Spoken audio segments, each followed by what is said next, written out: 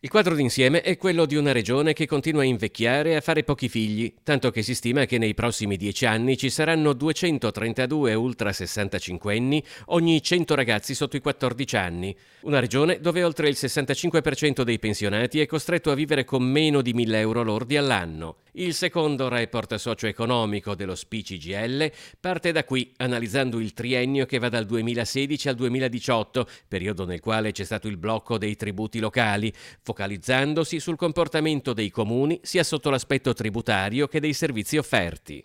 C'è stato un aumento della base imponibile, cioè della ricchezza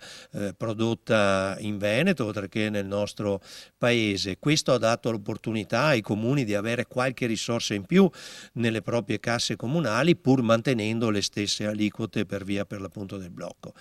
Ma abbiamo visto anche contemporaneamente però che le spese legate alle politiche per gli anziani sono scese